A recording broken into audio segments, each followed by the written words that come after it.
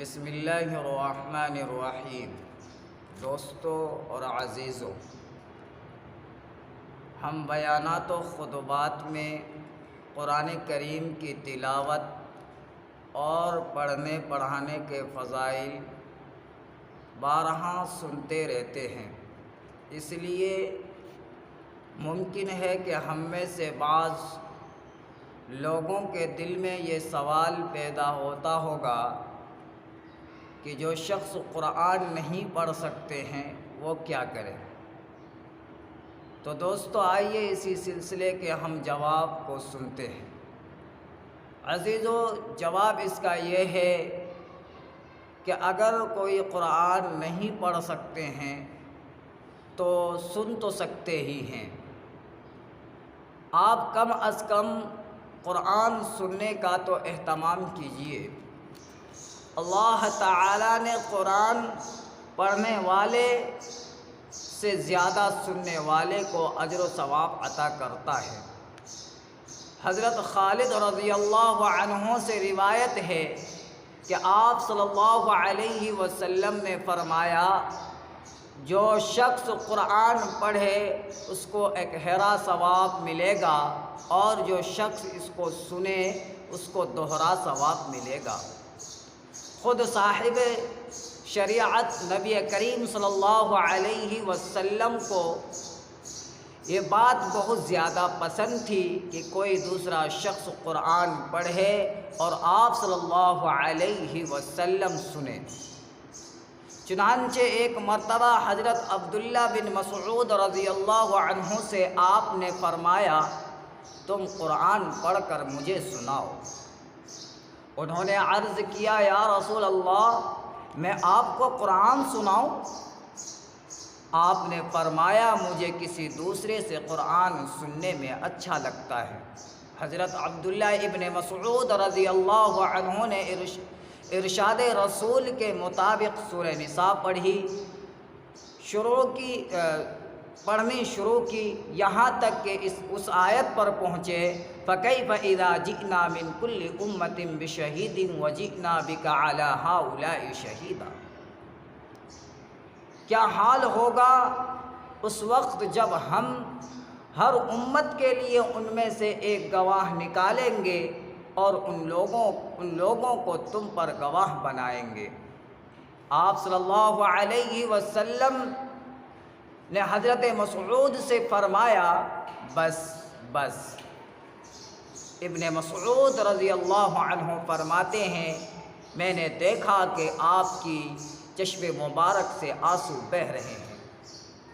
میرے دوستو، آپ غور کیجئے کہ جو صاحب شریعت ہیں، جن پر قرآن مقدس کا نزول ہوا، جن کی خاطر یہ کون و مکان سجائے گئے، جن پر تمام نبیوں اور رسولوں کو رشک آیا، جو اللہ کو سب سے زیادہ محبوب اور چہیتے ہیں، جو بخشے بخشائے ہیں، ان کی حالت یہ ہے کہ قرآن پاک کی آیتوں کو سن کر زار و قطار رو رہے ہیں، اور ایک ہم ہیں کہ تلاوت قرآن سے غافل اور بے پرواہ ہیں۔ ہمارے دلوں سے خوف خداوندی اور آخرت کی فکر ختم ہو چکی ہے۔ ہم پر کسی دوسرے کی تلاوت کا کوئی اثر، کسی دوسرے کی تلاوت کا کیا اثر ہوگا؟ خود اپنی تلاوت کا ہم پر اثر نہیں ہوتا۔ اس لیے ہم قرآن کو تلاوت کے لیے پڑھتے ہی نہیں، بلکہ صفحات گننے کے لیے پڑھتے ہیں۔ بھلا ایسی تلاوت ہم پر کیا اثر کرے گی؟ بھلا ایسی تلاوت سے ہماری روزی میں کیسے برکت ہوگی؟ بھلا ایسی تلاوت سے ہم اپنی بیماری سے شفا یابی کی توقع کیسے کر سکتے ہیں؟ تلاوت تو ایسی ہو جو آخرت کے بارے میں فکر مند کر دے۔ تلاوت تو ایسی ہو جو دلوں کی دنیا کو ہلا ڈالے۔ تلاوت تو ایسی ہو جس سے شیطان راہ فرار اختیار کرنے پر مجبور ہو جائے۔ تلاوت تو ایسی ہو کہ جس سے اللہ کی رحمتیں برس پڑے۔ ایک مرتبہ پیارے رسول جناب محمد رسول اللہ صلی اللہ علیہ وسلم مسجد نبوی میں تشریف لائے۔ مسجد میں تشریف لائے، دیکھا کہ مسجد کے ایک کونے میں حضرت ابوبکر صدیق رضی اللہ عنہ نوافل میں مشغول ہیں اور آہستہ آہستہ قرات کر رہے ہیں، اور دوسرے کونے میں حضرت عمر فاروق رضی اللہ تعالی عنہ نوافل میں مشغول ہیں اور قرآن کو زور سے قرات کر رہے ہیں، آواز کو بلند کر کے قرآن پڑھ رہے ہیں۔ جب یہ دونوں حضرات اپنی نماز سے فارغ ہو کر حضور اقدس صلی اللہ علیہ وسلم کی خدمت میں حاضر ہوئے تو آپ صلی اللہ علیہ وسلم نے حضرت ابو بکر سے پوچھا، ابو بکر آپ آہستہ آہستہ کیوں پڑھ رہے تھے؟ تو حضرت ابو بکر رضی اللہ تعالی عنہ نے عرض کیا کہ اے اللہ کے نبی، میں اس پاک ذات کو قرآن سنا رہا تھا جو دلوں کے بھید سے واقف ہیں، اس لیے اور زور سے پڑھنے کی ضرورت مجھے محسوس نہیں ہوئی۔ پھر آپ صلی اللہ علیہ وسلم حضرت عمر فاروق سے مخاطب ہو کر پوچھا کہ آپ اونچی آواز سے قرآن کیوں پڑھ رہے تھے؟ تو حضرت عمر رضی اللہ عنہ نے عرض کیا، اے اللہ کے پیارے رسول، میں سوئے ہوئے لوگوں کو جگا رہا تھا اور شیطان کو بھگا رہا تھا۔ آپ صلی اللہ علیہ وسلم حضرت ابوبکر صدیق رضی اللہ تعالی عنہ کی طرف متوجہ ہوئے اور فرمایا، ابو بکر آپ نے ٹھیک کیا۔ پھر آپ صلی اللہ علیہ وسلم حضرت عمر فاروق رضی اللہ عنہ کی طرف متوجہ ہوئے اور فرمایا، عمر آپ بھی ٹھیک کیا، کیونکہ یہ حضرات تہجد کی نماز پڑھ رہے تھے جس میں آہستہ اور زور سے قرات کرنا دونوں طرح کے ثابت ہیں۔ دونوں طرح کی قرات کرنا تہجد کی نماز میں آہستہ بھی اور زور سے بھی اجازت ہے۔ دونوں صحابی رسول نے اپنے اپنے طور پر جو کیا، وہ میرے دوستو اپنے اپنے طور پر سوچا اور دونوں نے کامیاب اور بامراد ہو گئے۔ میرے دوستو، یہ تھا قرآن پڑھنے کا انداز اور یہ تھی قرآن سے محبت۔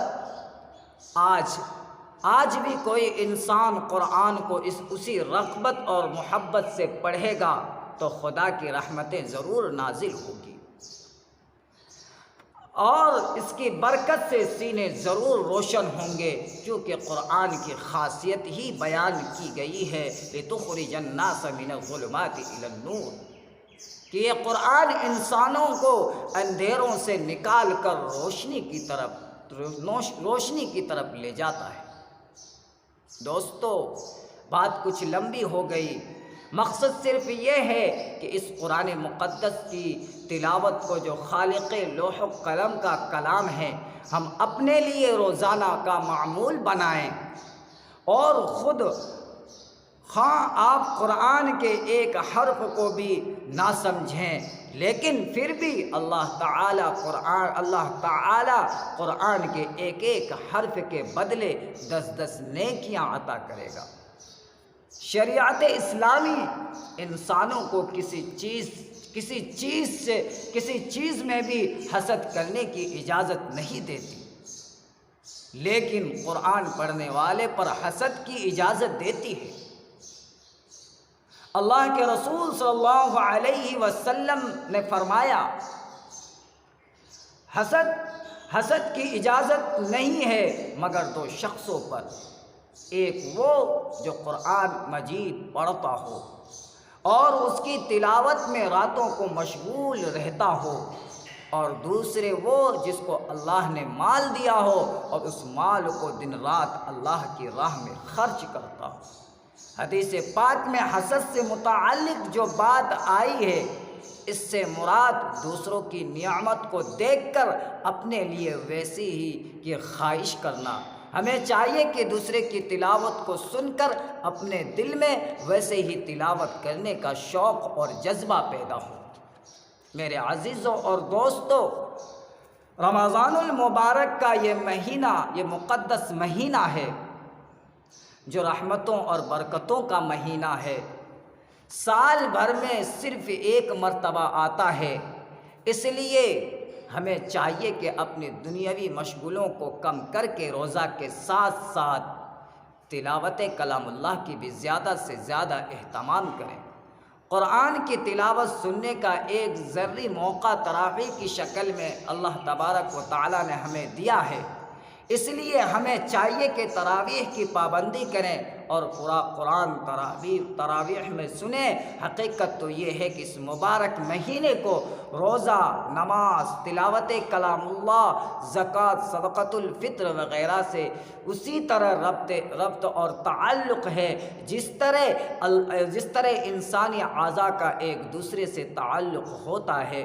دعا کیجیے اللہ تعالی ہمیں تلاوت کلام اللہ کا شوقین اور رمضان المبارک کے روزے کا قدرداں بنا دے۔ وما توفیقی الا باللہ۔ پھر ملیں گے دوستو اگلے ویڈیو میں۔